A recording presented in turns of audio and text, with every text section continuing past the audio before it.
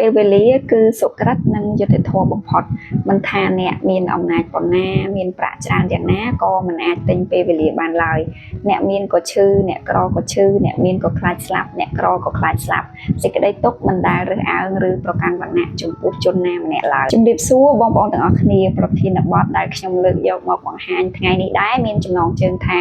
គ្មានសេចក្តីសុខពិតប្រាកដនោះទេមនុស្សដ៏ច្រើនចាញ់ការបោកបញ្ឆោតរបស់អ្នកដទៃក៏ព្រោះតែពាក្យថាសេចក្តីសុខ3ម៉ាត់នេះឯងគាត់ចេះតែចង់បានសេចក្តីសុខទាំងមិនយល់អំពីឫសគល់នៃសេចក្តីសុខនេះផងគាត់ឮតែគេនិយាយថាជីវិតគេមានសេចក្តីសុខណាស់ជីវិតគេស្រួលណាស់ហើយក៏ចេះតែជឿតាមគេងាកមកប្រៀបធៀបជីវិតខ្លួនឯងថាហេតុអីក៏ជីវិតនេះលំបាកម៉េះខុសគេម៉េះងាកទៅណាក៏មានតែបញ្ហាងាកទៅណាក៏មានតែរឿងមិនក៏មិនស្គាល់សុខដូចគេសោះអញ្ចឹងហើយទៅជាគិតច្រើនពីមួយថ្ងៃទៅមួយថ្ងៃយូរទៅក៏ដេកលែងលក់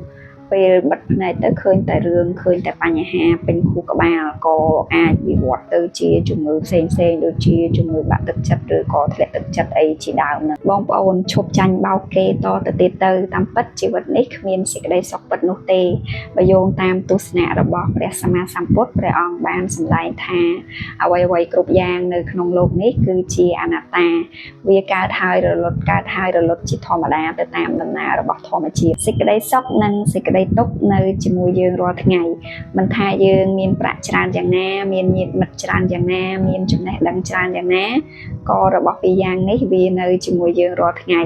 ចាប់តាំងតែពីថ្ងៃដែលយើងកើតមកលើផែនដីនេះម្លេះឧទាហរណ៍ប្រចាំថ្ងៃងាយឧទាហរណ៍ថាយើងមានអារម្មណ៍ថាឃ្លានវាគឺជាសេចក្តីទុកហើយនៅពេលដែលយើងបានញ៉ាំឆ្អែតយើងក៏យល់ថាវាមានសេចក្តីសុខប៉ុន្តែបន្តិចក្រោយមកយើងក៏មានអារម្មណ៍ថាឃ្លានទៀត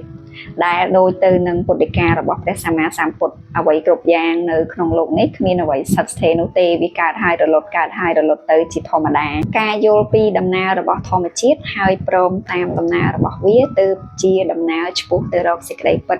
គឺជាសេចក្តីសុខដែលយើងគ្រប់គ្នាតែងតែយល់ច្រឡំអំពីវានេះឯងមនុស្សចាញ់បោកអ្នកដទៃក៏ព្រោះតែសេចក្តីភ័យខ្លាច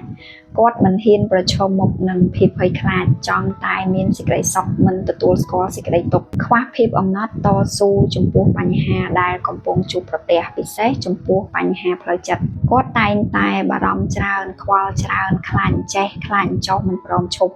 ទើបចេះតែរត់រកអ្នកដទៃឲ្យជួយសម្រាលបន្ទុកផ្លូវចិត្តរបស់គាត់ឲ្យបានធូរឆាប់តាមពិតទៅគ្មានអ្នកណាគេអាចជួយយើងបានក្រៅពីយើងខ្លួនឯងឡើយ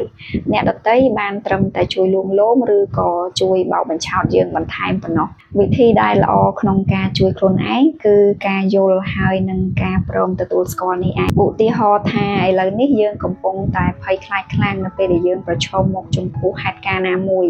យើងត្រូវយល់ថាវាគឺជារឿងធម្មតានៃធម្មជាតិរបស់មនុស្សប្រសិនបើអ្នកផ្សេងគេបានជួបហេតុការណ៍នឹងដូចជាយើងក៏គេភ័យដូចជាយើងដែរគ្រាន់តែតិចហើយនឹងច្រើនប៉ុណ្ណោះហើយយើងក៏ព្រមឲ្យវាភ័យព្រមឲ្យវាខ្លាចជាធម្មតាទៅកុំចង់ឲ្យវាបាត់ភ័យបាត់ខ្លាចភ្លាមពេលវេលាវានឹងជួយយើងឲ្យបាត់ភ័យបាត់ខ្លាចដោយឯងទោះបីជាយើងមិនបានសុំវាក៏ដោយព្រោះវាជាធម្មជាតិគ្រាន់តែយើងបានដឹងប៉ុណ្ណឹងវាក៏ជួយយើងបានហើយមិនពិបាកឲ្យយើងអត់ធ្មត់មិនពិបាកឲ្យយើងទ្រាំចាំនោះទេអនុញ្ញាតឲ្យអ្វីទៅតាមដំណើររបស់វាមានទុកមកយើងក៏ទទួលមានសុខមកយើងក៏រីករាយទៅជីវិតវាធម្មតាតែប៉ុណ្្នឹងឯងទោះជាយើងចង់ខ្លាំងប៉ុណ្ណាក៏មិនបានដូចចិត្តដែរបើមិនទាន់ដល់ពេលយើងចេះតែចង់ឲ្យឆាប់ជាពីជំងឺចង់ទៅឲ្យឆាប់ដល់ចង់ឈប់ភ័យចង់ឈប់ខ្លាចចង់តែមានសេចក្តីសុខនៅពេលដែលវាមិនបានដូចចិត្តចង់យើងក៏ចេះតែកើតទុកទៅពេលវេលាគឺសុក្រិតនិងយុត្តិធម៌បំផុតមិនថាអ្នកមានអំណាចប៉ុណ្ណាមានប្រាក់ច្រើនយ៉ាងណាក៏មិនអាចទិញពេលវេលាបានឡើយអ្នកមានក៏ឈឺអ្នកក្រក៏ឈឺអ្នកមានក៏ខ្លាចស្លាប់អ្នកក្រក៏ខ្លាចស្លាប់សេចក្តីទុក្ខមិនដែលរើសអើងឬប្រកាន់វណ្ណៈចំពោះជនណាម្នាក់ឡើយសង្ឃឹមថាវីដេអូមួយនេះនឹងជួយបន្ធូរបន្ថយសេចក្តីទុក្ខទាំងឡាយដែលបងប្អូនកំពុងតែជួបប្រទះឲ្យបានប្រសើរឡើងតាមរយៈឧទាហរណ៍និងការបំផុសគំនិតខ្លីៗដែលខ្ញុំបានលើកយកមកបង្ហាញជូននេះចុច like និងចែករំលែកម្នាក់មួយផងបើបងប្អូនយល់ថាវីដេអូនេះមានប្រយោជន៍ហើយបើមិនទាន់បាន follow page និង subscribe channel YouTube ខ្ញុំទេបងប្អូនអាចចុច follow និង subscribe ដើម្បីទទួលបានវីដេអូថ្មីៗបន្តទៀតសូមអរគុណចំពោះការទស្សនាវីដេអូនេះតាំងពីដើមរហូតដល់ចប់